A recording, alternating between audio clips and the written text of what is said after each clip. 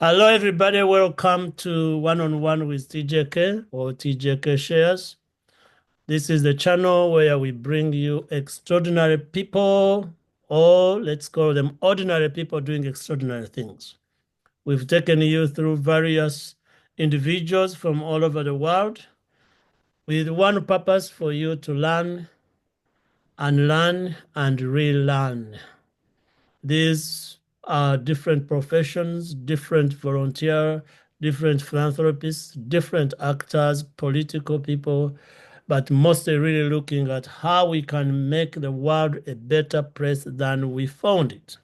Ladies and gentlemen, we are excited today to be hosting one of those ordinary people doing extraordinary things in the diaspora space, but also a trained engineer, but most importantly, born and raised in Uganda, a fellow Ugandan, a brother, and a fighter for freedom and a fighter for all people who are in the diaspora to get better positioning and coordinate with our governments and our people back in Uganda. We are excited to introduce Brian Kwesiga. Thank you so much for sparing time to have this conversation, to inspire our people. We always start with your background so people can know that God didn't create you and just dropped you from heaven. We want our young people who are the biggest listeners around the world, especially those in Uganda. We want them to understand that ordinary people can do extraordinary things, that we all also have a background and origins from somewhere where we've worked so hard, intentionally with determination, lots of mentors to get where we are. Please welcome to the channel and do spare some time and tell us a little bit about yourself. Abantu banamba tumide, abantu banana baramsya. So greetings to everyone who's on the show.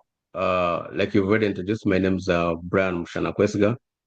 I was born in Rukunjiri, which is in Rumba Rukunjiri, which is in southwestern Uganda. So, I uh, I started my education at Rukunjiri Kindergarten and Primary School. uh-huh. I then went to Boma Primary School in Mbara. I started my PRE at St. Peter's Primary School in Zambia. So my parents were civil servants, so some of those moves are because of their job locations at the different times. Mm, From St. Peter's Primary School in Zambia, I went to Chiwuri for my O level, and after my O level, I moved to the US to Dallas, Texas. I had an older sister there who was already established there. Um, So that is my initial background in Uganda. So I came when I was about 15 years, and it's now almost 25 years since that time. But it just feels like yesterday because the time has gone by very very fast. When I was leaving Uganda, I remember I think the night before, an uncle of mine I was staying with was like, "So when do you intend to come back?" yes. And I told him after my master's degree. 20 something years later, I'm still here. Oh, yes. But I think my connection and my desire to maybe eventually go back home, I think has never waned. Mm, I think it has always been a question of when, perhaps, not the question of if I would ever go back to Uganda. I actually just came back from Uganda uh, just recently. So mm. it's a place I visit often, and it's a place I always look forward to visiting and hopefully one day returning uh, on a permanent or semi-permanent basis. Very well. Yeah, many of us who are here, that's a dream. We keep the dream alive of going back to Uganda. For purposes of your parents, please tell us the names of your parents if you mentioned about your sister. And the reason I always go into that background, our parents shape our upbringing, and this ties into the mentorship. Many of us really the first mentorship we had and ones that are most valuable in our lives start with that upbringing. You already mentioned they were civil servants, so you moved in a very short span. You are from Rukunjiri, you are in Mbarara, you are in Chiruli. You've basically gone 12 hours. At that time, the bus would take you so many hours to get to Kampala. You've already moved a lot because of civil servants. So let's give a shout out to your mom and dad, and then mention a little bit how they influenced your decision to become the man you've become today. Yeah, sure. Thank you. My dad was called James Kwesiga. He's deceased. So is my mom. She was called Rosemary Tindwens. Uh, my dad at the time of his passing was the district health inspector for Mbara district, and my mom was the district health educator from Mbara district as well. So I think I got my love for education, for learning, and for public service really from them. Because I think I remember when I was a kid, would travel with my dad sometimes in the rural areas. Since he was a district health inspector, they were in charge of various health programs like the polio vaccine programs. So Mm, I'll travel with him sometimes, and they'll be in the communities vaccinating young kids, or they'll be in the community supervising the building of health facilities, yes. water tank, toilets, latrines, that kind of stuff. Yeah. And my mom, as a health educator, should go to the rural areas. I think that time the big thing was HIV/AIDS. So they used to go to different schools, and they would be broadcasting uh, movies or what would you call them, that were tailored for the teenage audiences in the teenage in the secondary schools Yes. about HIV/AIDS and prevention and cures and that kind of stuff. So when I look back, I think that's why I got my love for public service and being involved in the community and that kind of stuff. On the education and career part of it, uh, I think how I got interested in engineering again, it was as a kid. I used to like taking stuff apart. Mm, Whether they buy you a toy, I would want to break it apart and see how it works, how the motor works, and then I'll put stuff on the motor and make it a fan, and then or they would buy you the Christmas cards or birthday cards that used to make a song or some yes. noise. So you put the part and see what is this thing making noise and why does it when I open it, it works, and when I close it stops, and then finding that it's just a paper really that separates the connection when you close, and when you open it the connection is live, then it works. So that kind of thing I think is initial. I think when I think back now, I think stuff like that I began developing a curiosity.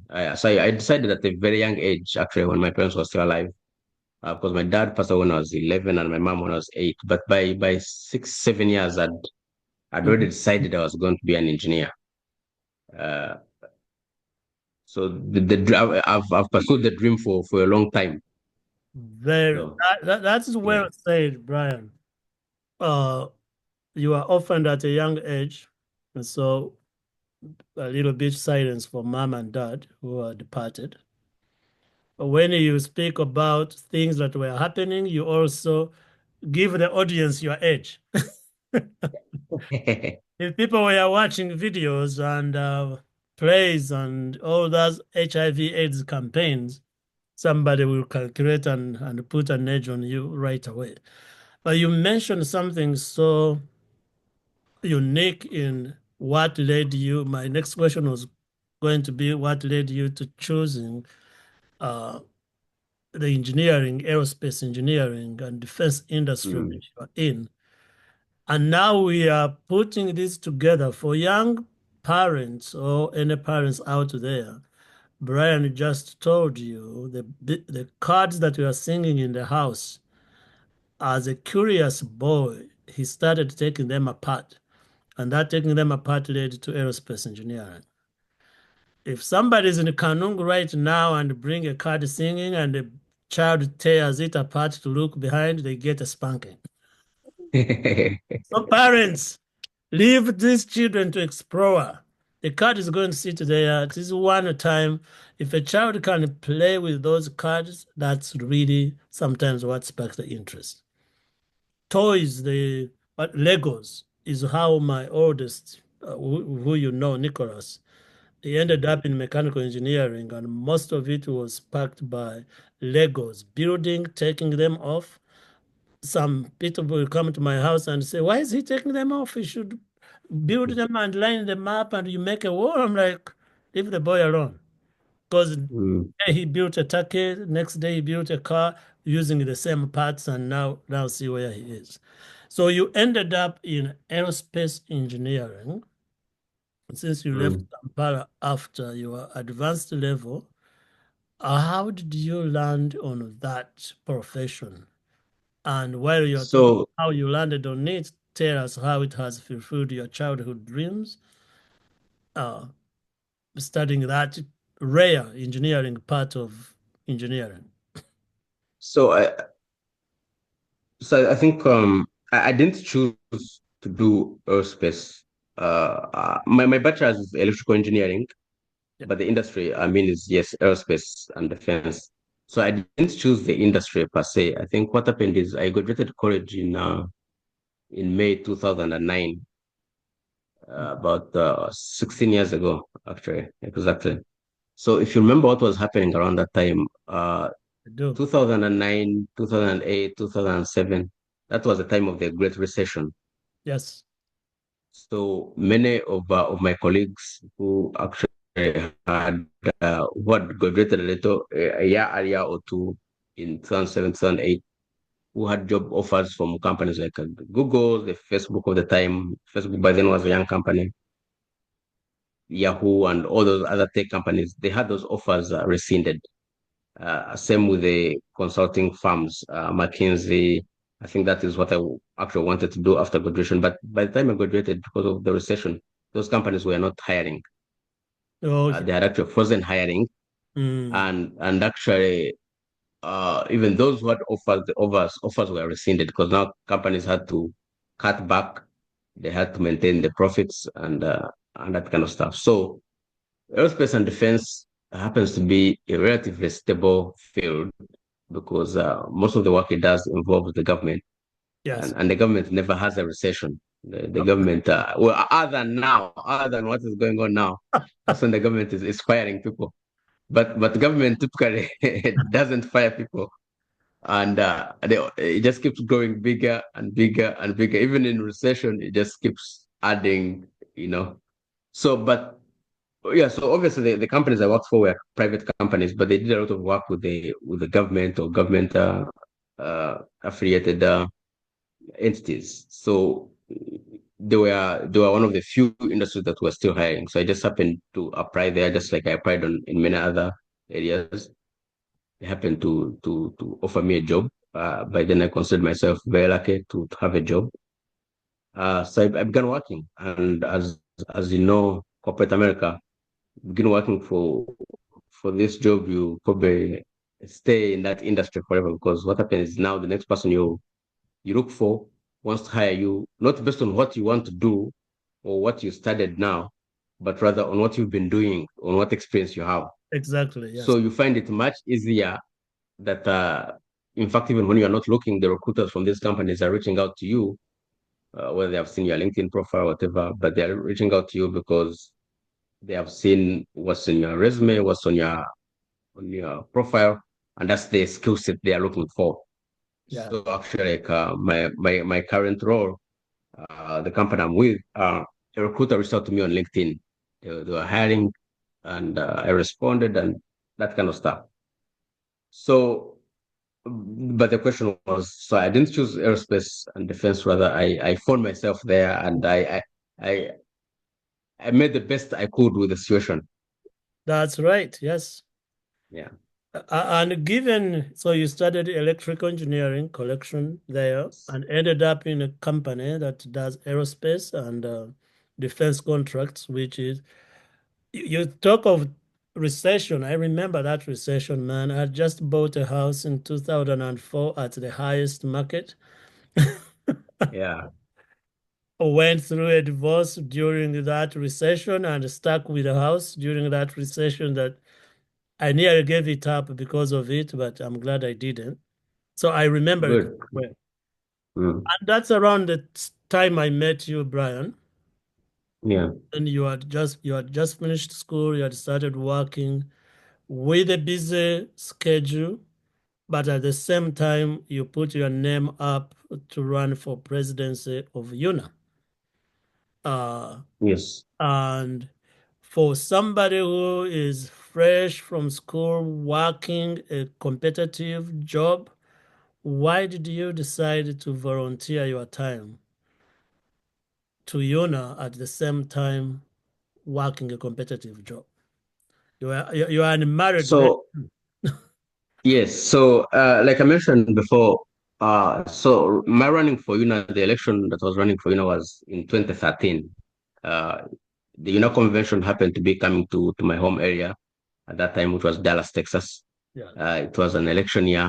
I had been involved in My first convention was 2007 in Mm. Francisco. I was a college student at the time, but somehow I found the money and buy a flight and whatever. And I remember the hotel I stayed at was quite a walking distance from the hotel because it was the cheapest hotel I could find as a college student, and I didn't mind the daily walking back and forth. But Yes. I think now that I look back, I'm thinking I must have been possessed because what was possessing a college student to take that flight to go to that convention. But when I look back, I think I just always had a sense of interest Yes. in connecting to a community, connecting to my community, connecting to something that reminded me of Uganda, right? So when any chance that Uganda, Africa, so I was always interested in that kind of work. It's just that, and actually, so maybe if I can backtrack, my when I graduated from college in 2009, I actually double majored. I had a bachelor's in the electrical engineering and a bachelor's in international studies, Okay. uh, Yes. Africa and Middle East specialization. So I always tell people that I did engineering because that's where the jobs are. So I did that to get a paycheck and pay my bills. Yes. But the bachelor's in international studies that I did for me because that's where my passion was. That's the But passion. obviously, I Yes. mean, the career prospects in that were limited. So I did engineering for the bills and I did international studies because that's where my passion was. So I've always been passionate about that kind of work. Only that the change I think has always been how you translate it into a rewarding and fulfilling career. So my getting involved then later on in UNA, I think was is really just a natural extension of that interest. And so I've always, I think, maintained that duality. So the same way how I did two bachelor's degrees, a bachelor's in electrical engineering, a bachelor's in international studies, even as I began working, I still had my regular day-to-day job as an engineer. And then on the weekends and in the evenings in my time, I did my community work and my community service and serving UNA and this other organization. So I've always had those two interests, and throughout my life, I think I've been trying to always balance them out. Mm.